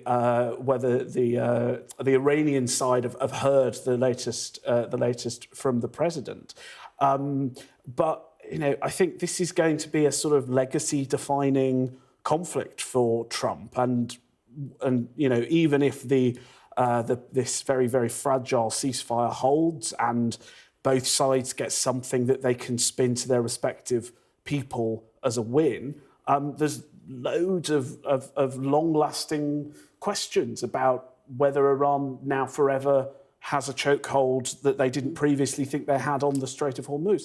The unity of NATO has been completely, you know, if not blown apart, certainly tested, perhaps more so than ever before. And again, Israel continues to destabilise things as well. So it's all an enormous mess. And at the end of the day, here in Britain, we're feeling it in our pockets. And unfortunately, we're very largely powerless to affect that. Trump saying that, you know, all their military capabilities have been decimated. But it does seem as if this conflict has served to strengthen Iran. They now know the power that they exert over the Strait of Hormuz. And what's to say they're not going to use that in the future? Yeah, precisely. It will possibly claim millions of pounds for every ship that passes through it, massively bolstering their own war chest and ability to defend themselves in the future. I mean, the greatest testament at this time to the fact that they have been more resilient than Trump or anybody in the administration might have assumed is the fact that they're still going. And this conflict is not yet over. It is, as Christian has laid out in very elegant terms, very much a messy conflict for the president, who has not yet been able to resolve it in any terms. But I think listening to him then, it's common when you listen to him to think that he's being unclear sometimes, or that he's saying things that are slightly contradictory, but the ambiguity in times of war does serve to give him some wiggle room. So, I mean, at various points in this conflict, we've heard it could be a regime change war, it's not a regime change war, you could see boots on the ground, you might not see boots on the ground, it could be over tomorrow, it could be over in weeks, it could be over in months. I mean, and you think that ambiguity is deliberate? It's a tactic? I think that's a fascinating question, because I'm actually not totally sure, but I do think that regardless of whether or not it's a deliberate, conscious choice, it has served his political advantage in recent years. I do think it has allowed him to escape being held to these definitive political standards, whereas I think in UK politics, for example, if a UK politician says something, if a cabinet minister says something, journalists are able to say very clearly, you said this, you haven't delivered this, and you should be held accountable for that. And I don't think that the same really works in... The same rules don't apply, do they? I think the concept of words has changed under Donald Trump, which is such a bizarre, ethereal thing to say. But I do, honestly, I think the truth is far less tangible than it used to be. And the only other thing I mentioned, of course, is the annoying thing for me is when I thought about how optimistic I was with the Iranian democracy protests that were going on before this war. And I thought possibly we were on the verge of really, era-defining change coming from within. And unfortunately, America's sort of bull in a china shop approach has potentially snuffed that flame out. And it's another... Well, notwithstanding the fact as well that Donald Trump said, we're coming to your aid, and that help never happened. It never happened, and if it did, it almost certainly killed civilians as well. So, yes, that's just another long-term impact from this war that was clearly not remotely thought about in the White House. And just to say, we're hearing that the third round of negotiations have ended in Islamabad. Iranian media saying that there is still serious disagreement. So those talks ongoing. Well, as part of today's talks, Iran insisted that Israel stop attacks on Lebanon. More than 2,000 people are said to have been killed there in a little over a month. Our special correspondent, Alex Crawford, has been to a funeral in Beirut and heard how grief is turning to anger that could bolster support for Hezbollah. They might be talking peace elsewhere, but for Israeli troops inside Lebanon, there's no let-up in their war. Israeli military pictures showed continued attacks in the south. The Israeli Prime Minister has made it clear he's not including Lebanon in any ceasefire, and his plan to occupy large swathes of the south goes on regardless. Hezbollah's producing rival video propaganda, indicating they're far from ready to give up what their loyalists describe as the resistance. But these are not the funerals of Hezbollah fighters.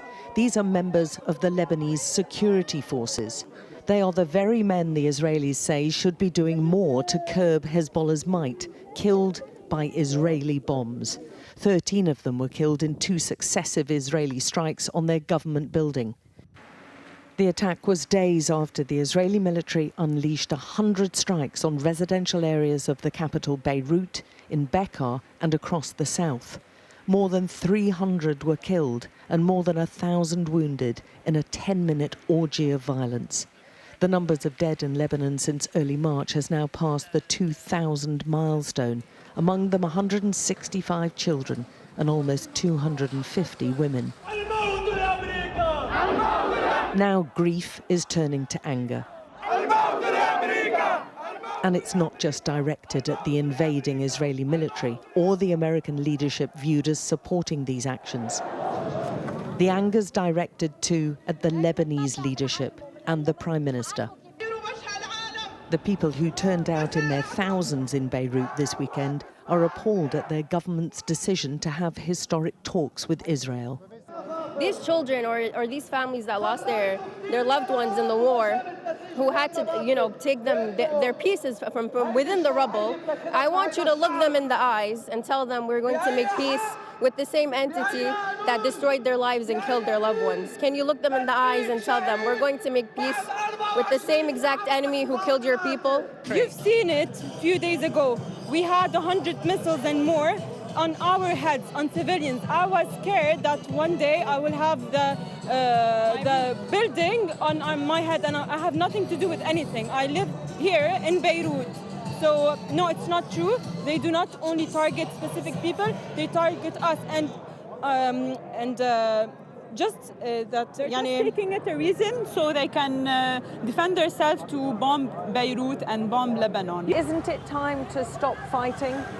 Yes, we don't like fighting. All we don't like. We like peace, but the peace, not peace of them. They need to take my village, my country. With an army that is trying to attack your country, daily killing your people, you have no other choice than resistance. And here resistance is fighting. Okay, what is noticeable is that this gathering has attracted all sorts of age groups, elderly people, pensioners, children, families, as well as lots of different political groups. All of them appear to be united in their opposition to talks right now.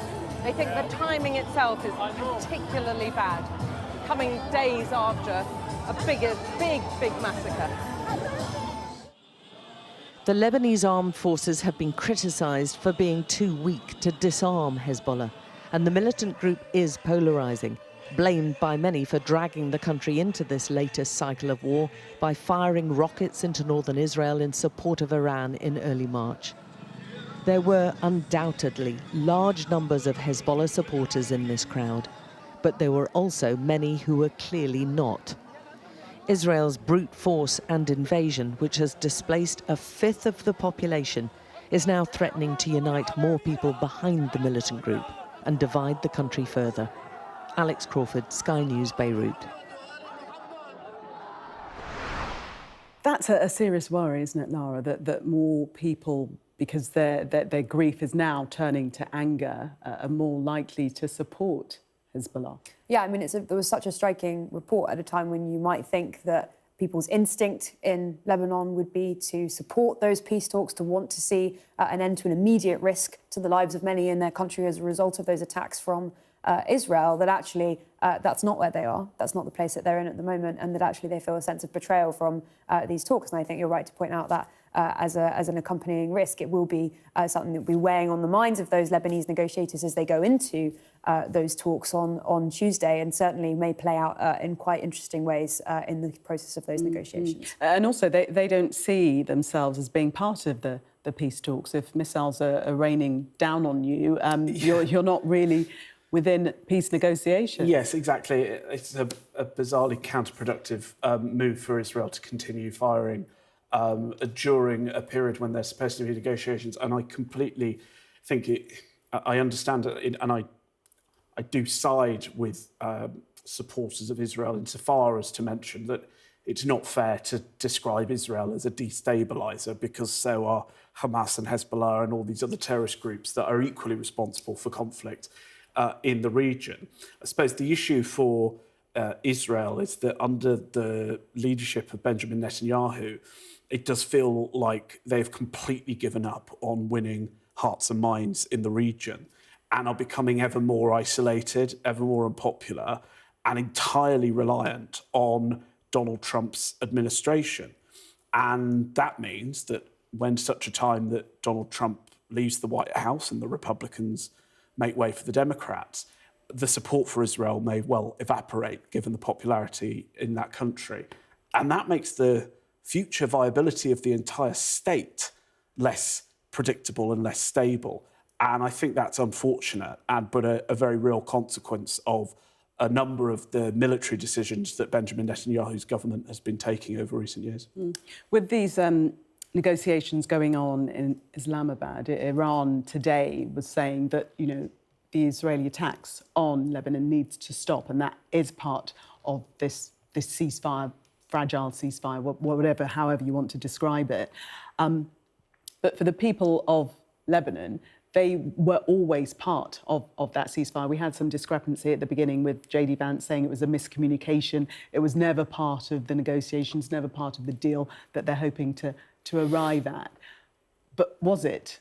Or wasn't it? Well, then we had, of course, claim from the Pakistani leader that it was part of the ceasefire, but the US maintaining that that was a misunderstanding, and clearly uncomfortable with the fact that that has become a real sticking point in the success of the early ceasefire. I mean, really emerging within hours as the key stumbling block to making that hold. The Israelis, obviously, as you say, maintaining that that was not part of the ceasefire. There has been an indication that they are rolling back strikes on Lebanon in this period, and I think the damage clearly for some of those that we just watched in that report was done a long time ago. I mean, it's not necessarily just the last few days. This is a really complex political situation in which so much will go into these talks, and it's just not clear how they're going to play out. But it is absolutely certain that Lebanon is a factor, whether acknowledged or not, because Donald Trump has asked Benjamin Netanyahu to turn the temperature down, hasn't he? Yeah, 100%. And I think we all need and hope that Benjamin Netanyahu listens to that. And we want peace, but very often it's the case that we constantly hear about Israel's missiles into Lebanon. They can only stop firing those if we're confident Hezbollah will also obey a ceasefire, which, of course, the state of Lebanon is not actually able to guarantee or ensure. So, again, we were talking earlier about Iran as a messy war. I think it's a very messy peace as well. And, this is the Middle East. It's going to be messy for many, many decades to come. Yeah. Christian and Laura, thank you very much for the moment. We're going to take a break. When we come back, back on Earth and reunited with their loved ones, we hear from the crew of Artemis II.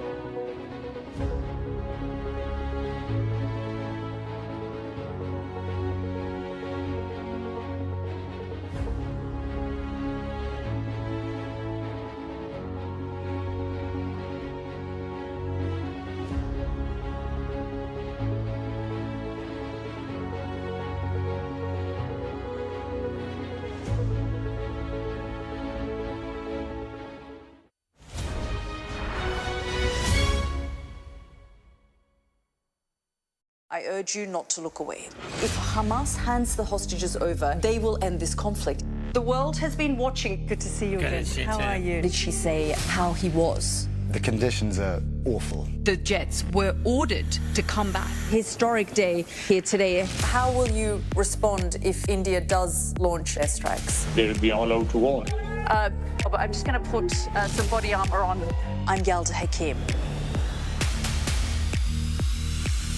The best thing about being a Sky News journalist... My darling. Beth Rigby, Sky News. ...is being a Sky News journalist. You said to people, I'm not coming back for more, but you have come back for more. Well, let's kick off. And make a statement. What can our Prime Minister say to you to not impose tariffs? He's coming out! What more do you need? We're trying to see as much as we can. We're in an area that's just been reclaimed. Mr. Zuma, Sky News. People are directly protesting. The whole neighborhood is rallied around her. It's been impenetrable to journalists over the last 2 years of war in Sudan. I've been waiting for this for 2 years. It doesn't feel like a big homecoming. It was never going to be pretty. War isn't pretty. You are watching The Wrap. Now, the crew of NASA's Artemis II have arrived safely back down on Earth. The 4 astronauts made history during the first crewed mission to the moon in more than 50 years as they travelled further into space than anyone before. Houston Integrity splashdown, sending post-landing command now. Splashdown confirmed. Copy splashdown, waiting on VLDR. Well, it was a flawless end to the mission, splashing down less than 1 mile from their predicted target, having travelled 9 days and more than 7,000 miles through space. This day was the most dangerous of the entire mission. It involved the re-entry of a new spacecraft with a heat shield that nearly failed in a previous test flight and had never carried humans before. It was an emotional homecoming for the team, who held a news conference a short while ago, sharing their experiences from their time in space. So, when we saw Tiny Earth, people asked our crew what impressions we had. And honestly, what struck me wasn't necessarily just Earth, it was all the blackness around it. Earth was just this lifeboat hanging undisturbingly in the universe.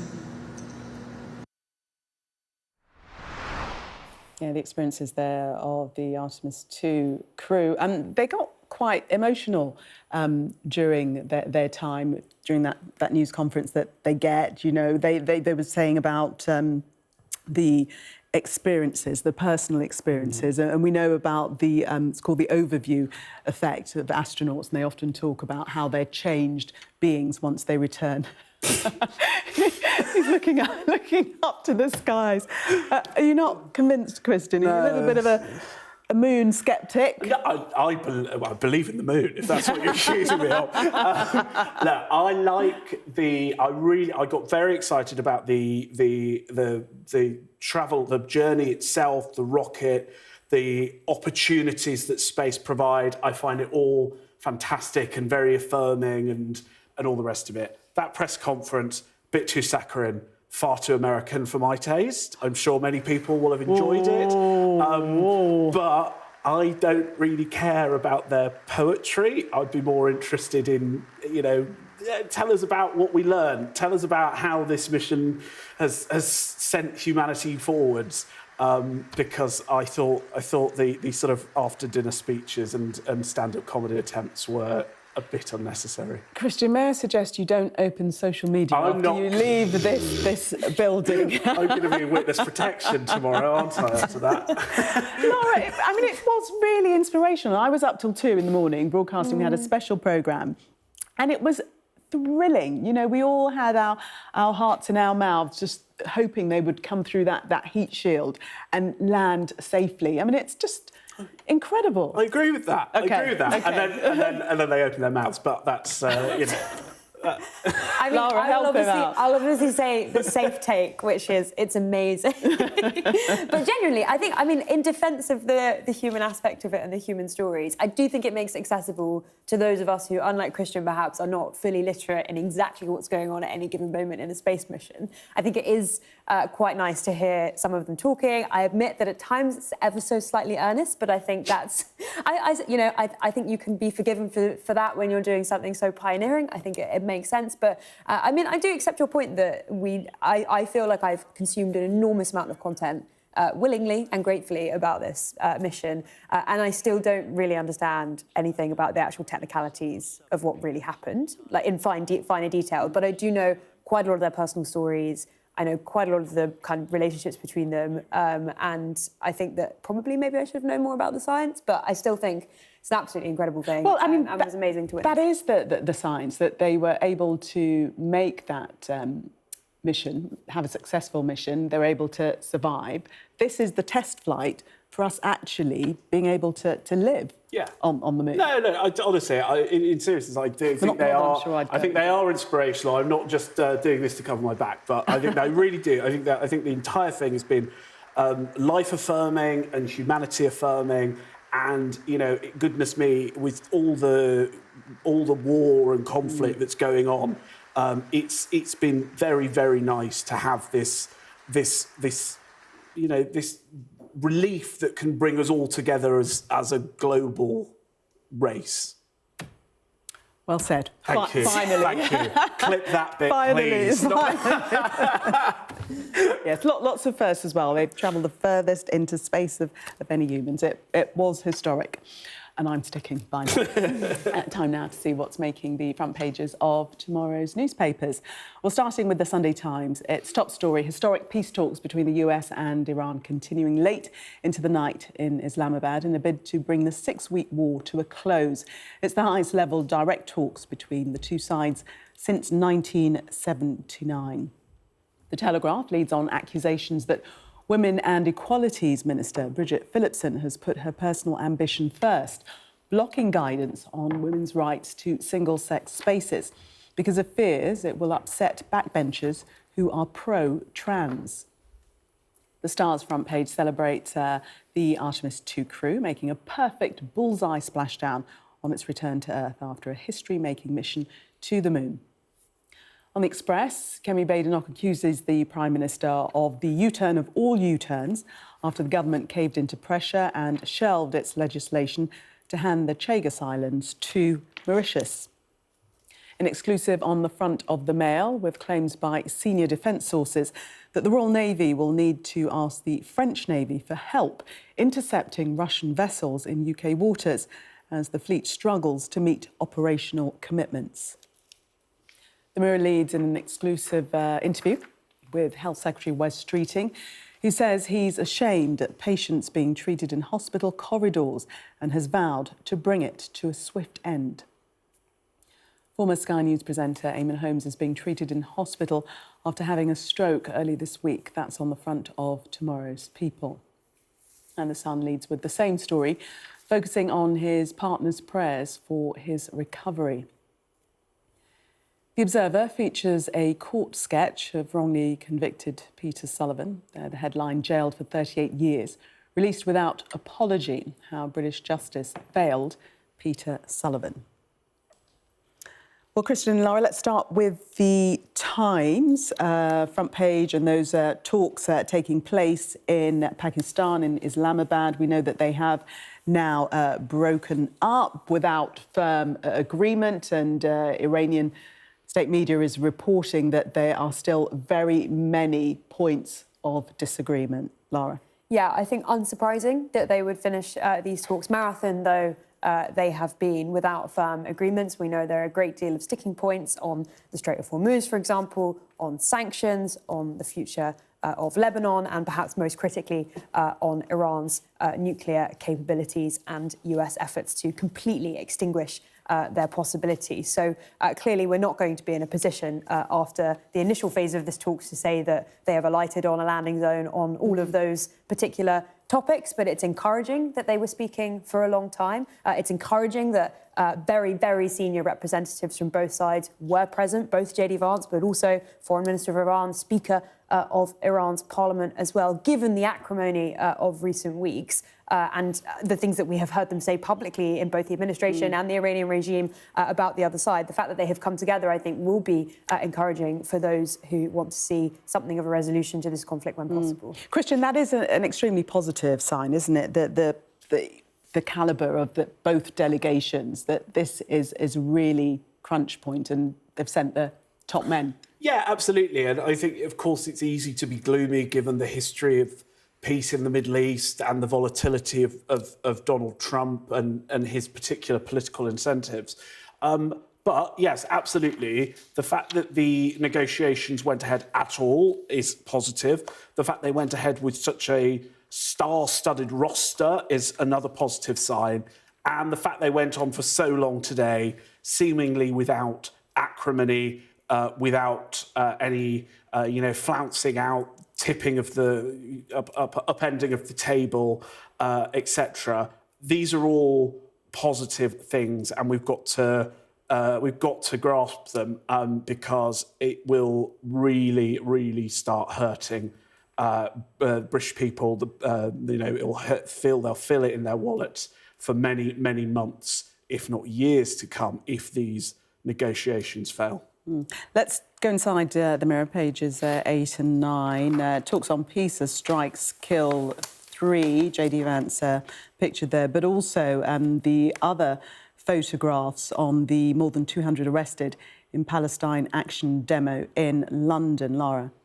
Yes, so the Mirror reporting that an elderly woman was among those carried away by police during a demonstration on the ban of that group, and that most of those demonstrators were elderly, and it took place near the National Gallery, so in London. This is, of course, a long-running political issue. The future of Palestine action, the kind of arguments over whether or not they should be allowed under UK law, and people should be allowed to take part in actions on their behalf, and it's something that the Metropolitan Police is very keen does not snowball into an even greater issue. And whenever they see action like this, they will be concerned by it because, of course, it ends up with, as you see, images like this, which, of course, will not make the Metropolitan Police necessarily all that comfortable. Yeah, this quote here on the arrest of that elderly woman, yeah, she looks like a terrorist, doesn't she, mate? Yeah, I mean... No, I feel slightly sorry for the Metropolitan Police in this one regard. I've got plenty of criticisms of them otherwise, which is that this is a very, very political hot potato, and they are having to take their directions from where the government is, where the courts are ruling. It's still so live as to whether Palestine Action is or is not a prescribed organisation, and the police are literally just following the instructions on that basis.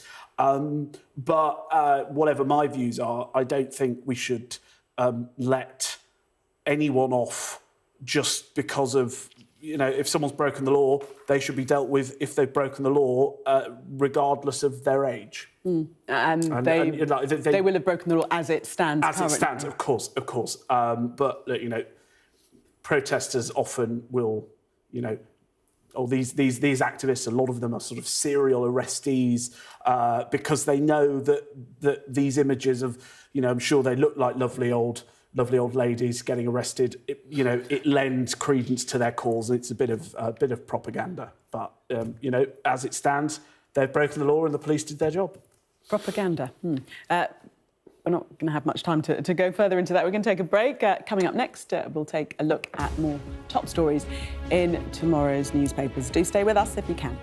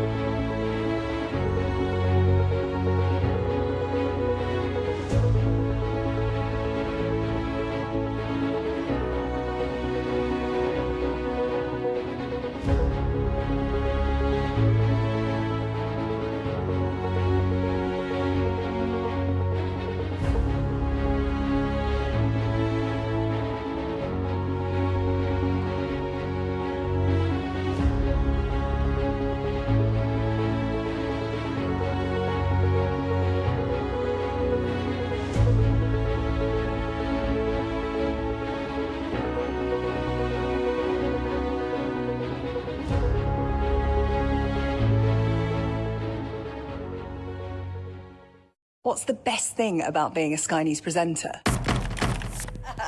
Perfect. Let's bring you some breaking news. Being a Sky News presenter. I began by asking... Thank you so much. ...trusting us to tell her story. The battle for number 10. Sky News has been given exclusive access. Let me give you a sneak peek. It was the day those present would never forget. Why did you decide to open up and tell your story? You're watching The Wrap. Time now for a closer look at what's making tomorrow's newspapers with Christian and Lara still with us. Let's have a look, start off this section with the front page of The Mail. Le humiliation. What are we referring to, Christian? Brilliant. So what we're referring to is the fact that senior defence sources have revealed that the Royal Navy is going to go cap in hand to the French to help intercept Russian vessels travelling through British waters and the English Channel, because we simply do not have the capacity to do so. It's following the brazen display by Vladimir Putin this week, which saw Kremlin submarines go through the English Channel. They're surveying undersea cables. And it seems that we are largely powerless to act. And we saw throughout the Iran conflict, when there was the debate about whether we were going to get involved, whether we were going to send something to Cyprus, that we simply do not have the capacity. We're, so many defence cuts over the last few governments, and so many of our ships stuck in port, in need of repairs, not ready on time. And I think it is, compared to a country of, 150, 200 years ago that was meant to rule the waves, to now go cap in hand to the French, I think is, at the very least, symbolically important. At the most, it should be a massive wake-up call when it comes to our government spending priorities.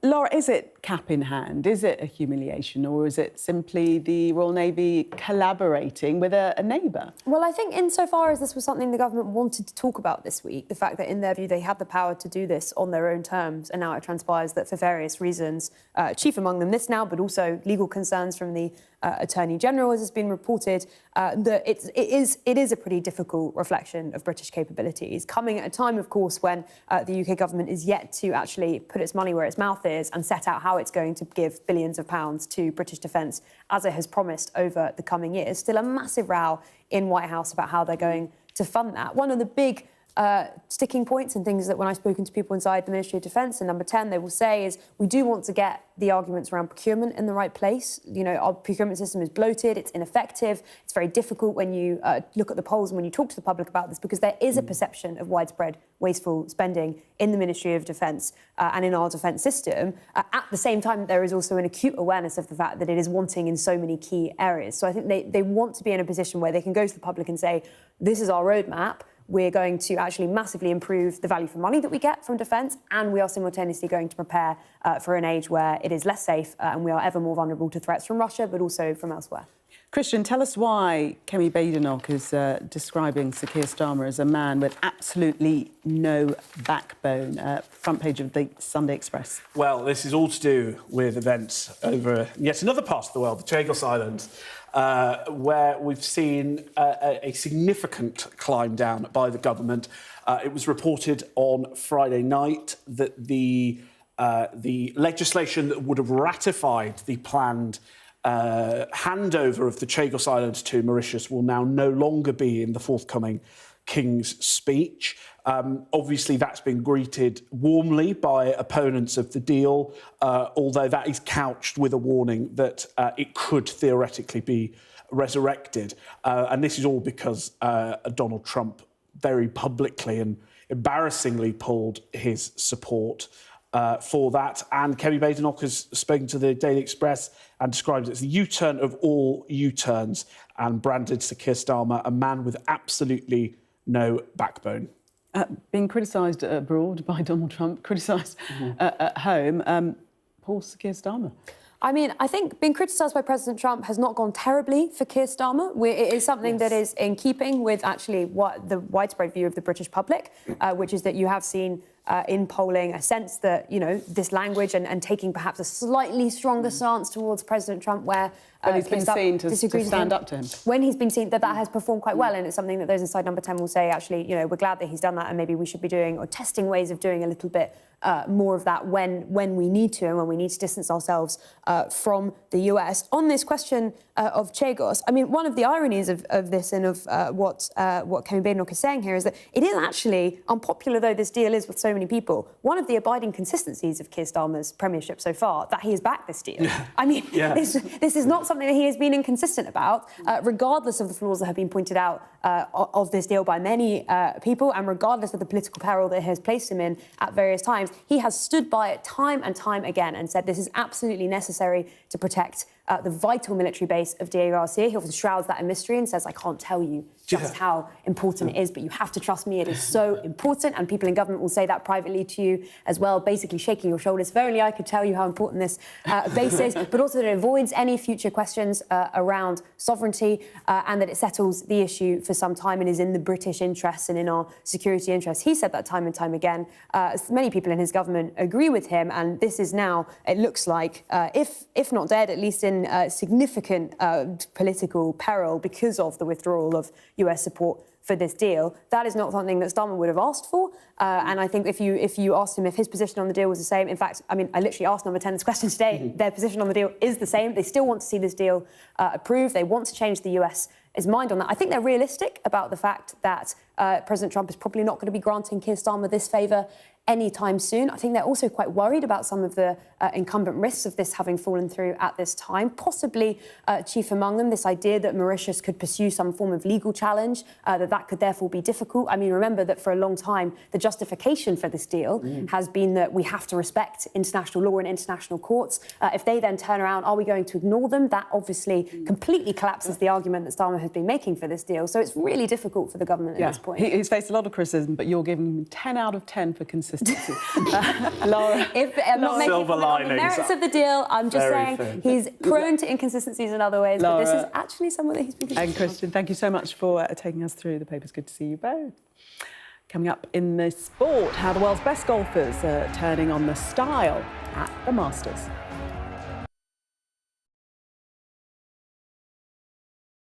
I'm Deborah Haynes, Sky Security and Defence Editor. The reality of life under Russian fire. People don't want to leave, even though help is here to evacuate them. They say they want to sort out their belongings first. It's absolute chaos. Fire, shouts the commander. There's a dash to safety, as Russian drones will be trying to find this position. We've now got to wait inside the shelter to see if there is incoming. I've been covering Russia's full-scale war since it began, witnessing the terror and the trauma. When rockets fall, I try to hide my head under my toys. Illustrating Ukraine's lost childhood, hopes and dreams framed by war. Conflict in the Middle East is another major focus. An incredibly dangerous moment. We saw the missiles streaking across the sky, we saw the intercept going up, and then we saw the explosions when the intercepts were successful. With global threats rising, I also explored defence and security in the UK and across NATO. This US aircraft carrier is operating in European waters in a deliberate show of force.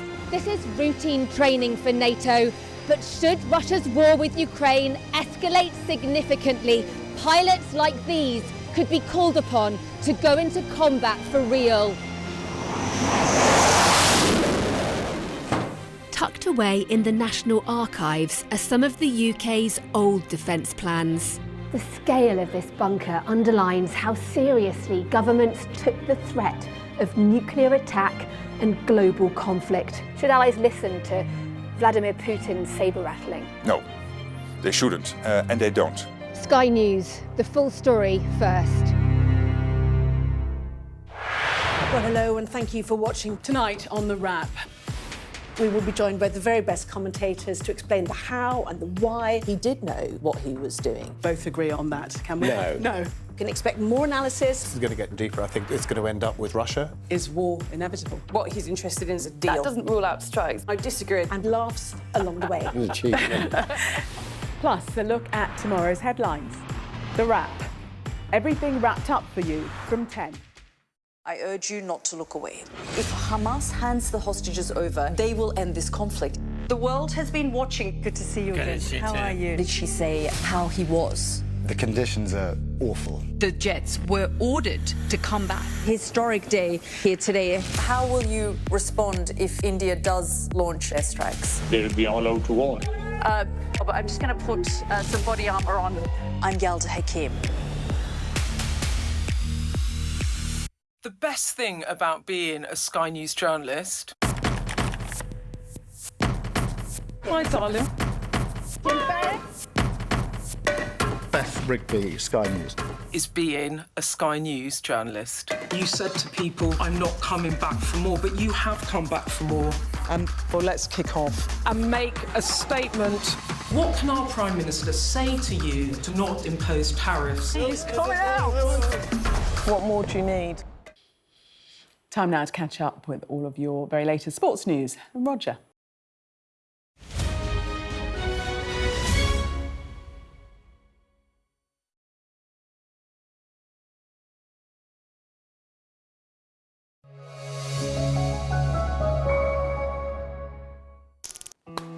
Perfect, thank you very much. A footballer's life is all about moving. I never had a problem with that because I was the one that was progressing in my football career. The Crazy Gang's welcoming committee were making sure their new arrival enjoyed a warm welcome. I'd had a small arthroscopy operation, and at that particular time there was a lot of clubs interested in me. But in a last-minute twist, Wimbledon learned John Hartson would not be moving as Spurs. John Hartson was last week tipped to be on his way across South London for £5 million. That seems a dead deal. I don't want to do any more medicals, to be honest. I can't pass a medical because of this knee. A downbeat John Hartson was rushed out of Ibrox today, having been given the worst possible news. We did not believe he was at the correct fitness at that particular time to go straight into Champions League. Very seldom you see a player in the building walking around at a club and the deal isn't done. I'm starting to question myself. I'm starting to think, well, where do I go from here? The best medical he ever failed. I knew about his injuries, but that didn't matter to me because I think John had played 20 consecutive games for Coventry. I was going to an absolute giant in Celtic Football Club. Another season, another club for John Hartson. So I've proved that my knee's fine and my fitness is good. This was my complete say. I think he wanted to prove his fitness, and I think he wanted to prove Rangers wrong. And here's Hartson! Celtic fans hold John in the highest regard. Incredible 7-0. Celtic Football Club, to me, is a very special place.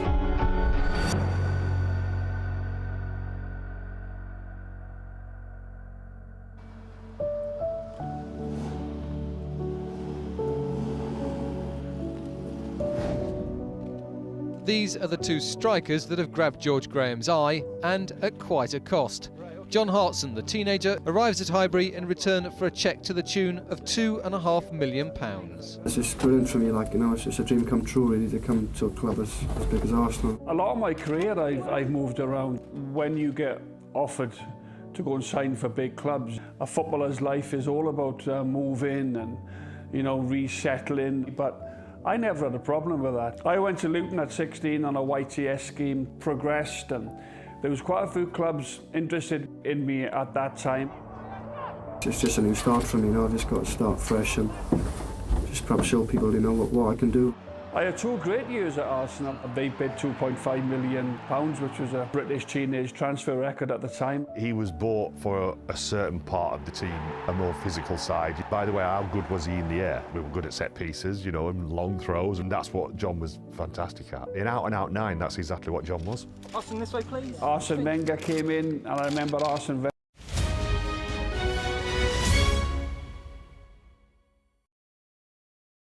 Well, that was the wrap. Thank you so much for watching. All the top stories coming up right here on Sky News. Do stay with us.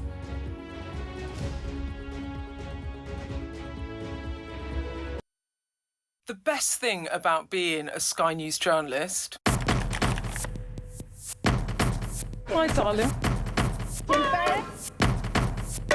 Beth Rigby, Sky News. ...is being a Sky News journalist. You said to people, I'm not coming back for more, but you have come back for more. And well, let's kick off and make a statement. What can our Prime Minister say to you to not impose tariffs? He's coming out! What more do you need? We're trying to see as much as we can. We're in an area that's just been reclaimed. Mr. Zuma, Sky News. People are directly protesting. The whole neighborhood has rallied around her. It's been impenetrable to journalists over the last 2 years of war in Sudan. I've been waiting for this for 2 years. It doesn't feel like a big homecoming. It was never going to be pretty. War isn't pretty.